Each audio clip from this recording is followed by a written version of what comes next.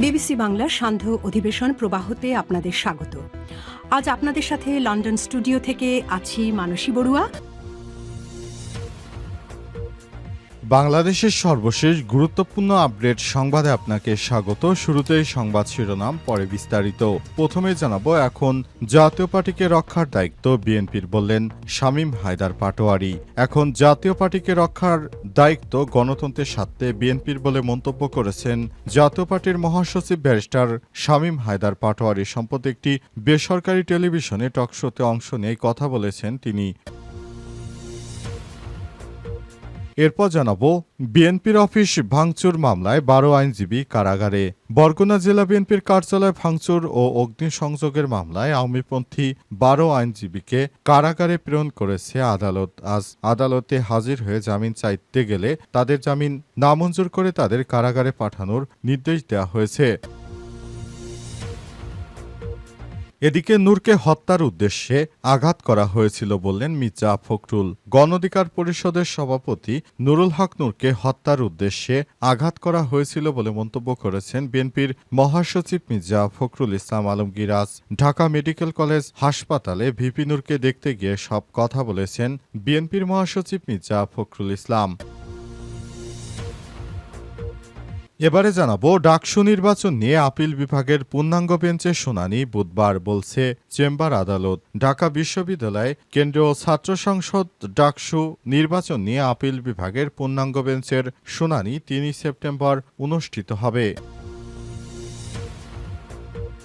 এবং সর্বশেষ জানাবো, সেই সাইবার বুলিংকারীর ছাত্রত্ব বাতিলের দাবিতে ছাত্রদলের বিক্ষোভ মিছিল। ঢাকা বিশ্ববিদ্যালয় এক নারী শিক্ষার্থীকে প্রকাশ্যে গণধর্ষণের হুমকি দেওয়ার ঘটনায় দায়ী শিক্ষার্থী আলী হোসেনের ছাত্রত্ব বাতিল এবং তাকে দ্রুত গ্রেপ্তারের দাবি জানিয়ে বিক্ষোভ করছেন জাতীয়তাবাদী ছাত্রদল। মঙ্গলবার দুপুরে টিএসসি এলাকা থেকে একটি মিছিল বের করে ছাত্রদল মিছিলটি বিশ্ববিদ্যালয় ক্যাম্পাস প্রদক্ষিণ করে প্রশাসনিক ভবনের সামনে গিয়ে শেষ হয়। প্রিয় দর্শক, এতক্ষণ শুনছিলেন সংবাদ শিরোনাম, এবারে বিস্তারিত।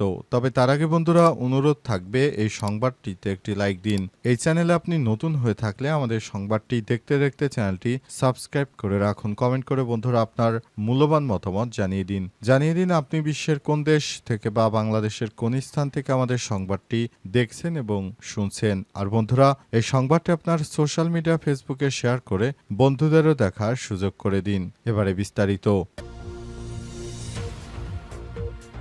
এখন জাতীয় পার্টিকে রক্ষার দায়িত্ব বিএনপির, বললেন শামীম পাটোয়ারী। এখন জাতীয় পার্টিকে রক্ষা করার দায়িত্ব গণতন্ত্রের স্বার্থে বিএনপির বলে মন্তব্য করেছেন দলটির মহাসচিব ব্যারিস্টার শামীম হায়দার পাটোয়ারী। সম্প্রতি একটি বেসরকারি টেলিভিশনে টকশোতে অংশ নিয়ে কথা বলেন তিনি। শামীম পাটোয়ারী বলেন, অনেকেই জাতীয় পার্টিকে নিষিদ্ধ করার কথা বলছেন, যদিও বিষয়টি ইতিমধ্যে স্থিমিত হয়ে গেছে। এজন্য আমরা বিএনপিকে ধন্যবাদ জানাই, কারণ তারা এখনও সেই ফাঁদে পা দেয়নি। তিনি আর বলেন, যদি জাতীয় পার্টি নিষিদ্ধ হয়ে যায় বা আওয়ামী লীগের প্রতিও নিষেধাজ্ঞা থাকে তাহলে নির্বাচনী মঞ্চে বিষয়টি প্রভাবিত করবে মূল ৩ রাজনৈতিক দলের ক্ষেত্রে আসন ভাগাভাগিতে ২০০ বিএনপি ৫০-৫০ অন্যান্য এমনভাবে হতে পারে এতে বিএনপি রাজনৈতিকভাবে পাপেট সরকার হয়ে পড়বে, কারণ অন্য দলগুলো বলবে আমাদের আরও ১০০ আসন না দিলে আমরা জোটে যাব না। এতে বিএনপি পলিটিক্যাল পাপেট হতে বাধ্য।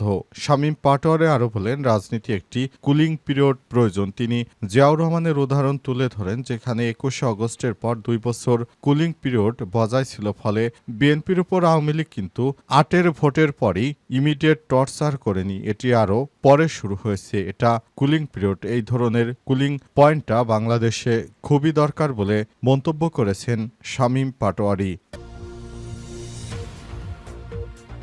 বিএনপির অফিস ভাঙচুর মামলায় ১২ আইনজীবী কারাগারে। বরগুনা জেলা বিএনপির কার্যালয় ভাঙচুর ও অগ্নিসংযোগের মামলায় আওয়ামীপন্থী ১২ আইনজীবীকে কারাগারে প্রেরণ করেছে আদালত। মঙ্গলবার আদালতে হাজির হয়ে জামিন চাইলে তা নামঞ্জুর করে তাদের কারাগারে পাঠানোর নির্দেশ দেয় বরগুনা বিজ্ঞ জেলা এবং দায়রা জজ মোহাম্মদ সাইফুল ইসলাম। কারাগারে প্রেরিত আইনজীবীরা হলেন বরগুনা আইনজীবী সমিতির সাবেক সভাপতি advocate Mahbubul Bari Aslam, advocate Mujibur Rahman, Burichar union পরিষদের chairman advocate Humayun Kabir, advocate Mohammad Nurul Islam, জেলা আওয়ামী লীগের নেতা ও নৈতিক যুগান্তর পত্রিকার staff advocate Zonayed Hossain Jewel, advocate Abdul Al Mamun, advocate Imran Hossain জেলা স্বেচ্ছাসেবক লীগের সাধারণ সম্পাদক অ্যাডভোকেট সাইমুল ইসলাম রাব্বি, অ্যাডভোকেট আব্দুর রহমান জুয়েল এবং অ্যাডভোকেট আমিরুল ইসলাম মিলন। মামলার সূত্র থেকে জানা গেছে, বরগুনা জেলা বিএনপির সাবেক সাধারণ সম্পাদক এস এম নজরুল ইসলামের ছেলে এস এম নাইমুল ইসলাম 2025 সালে 30 এপ্রিল বরগুনা থানায় মামলাটি দায়ের করেন। অভিযোগে তিনি উল্লেখ করেন, 2023 সালের 17 মার্চ বেলা 11টার দিকে আওয়ামী লীগের বরগুনা জেলা শাখা সভাপতি ও সাবেক মন্ত্রী ধীরেন্দ্র দেবনাথ শম্ভু, সাধারণ সম্পাদক মোহাম্মদ জাহাঙ্গীর কবির, সাবেক এমপি গোলাম সরোয়ার টুকু, শওকত হাসান রহমান রিমনের নেতৃত্বে 158 জন আওয়ামী লীগ নেতাকর্মী বরগুনা জেলা কার্যালয়ে হামলা ও ভাঙচুর অগ্নিসংযোগ করে। নূরকে হত্যার উদ্দেশ্যে আঘাত করা হয়েছে বললেন মির্জা ফখরুল।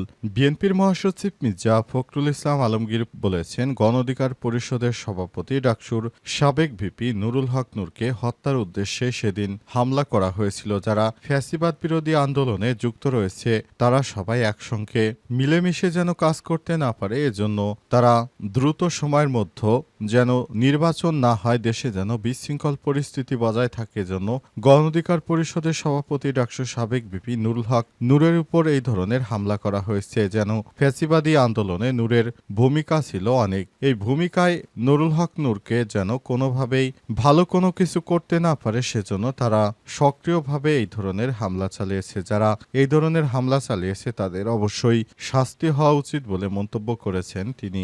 এ সময় তিনি আরো বলেছেন, যারা তার উপরে হামলা করেছে তাদের উদ্দেশ্য ছিল নূরকে হত্যা করা। তিনি আরো বলেন, এটি খুবই পরিষ্কার একটি বিষয়, নূরকে হত্যার উদ্দেশ্যে আঘাত করা হয়েছিল। গণ অভ্যুত্থানের পরেও আইন শৃঙ্খলা বাহিনীর নেতাদের উপর এমন আক্রমণ করে, তাহলে সাধারণ মানুষের সঙ্গে তারা কি আচরণ করছে সেটি আমরা এখন বুঝতে পারছি। বিভিন্ন জায়গায় আইন শৃঙ্খলা রক্ষাকারী বাহিনীর বিরুদ্ধে যে সব অভিযোগ আসে আমরা সেগুলোকে অনেক সময় মিথ্যা মনে করি, কিন্তু প্রকৃতপক্ষে সেটি সত্য। সেটা নূরের উপর হামলা করেই তারা প্রমাণ করেছে। সুতরাং তাদের এজন্য ক্ষমা চাওয়া উচিত। তা না হলে ভবিষ্যতে যখন বিএনপি ক্ষমতায় যাবে তখন তাদের আইনের আওতায় নিয়ে আসা হবে, এমনটা জানিয়েছেন তিনি। এ সময় তিনি বলেন, যাদের নেতৃত্বে এই ধরনের সংগঠিত হামলা হয়েছে তাদের বিরুদ্ধে আমরা বড় ধরনের পদক্ষেপ নেব, তাদেরকে আমরা ছাড়ব না বলে মন্তব্য করেছেন তিনি।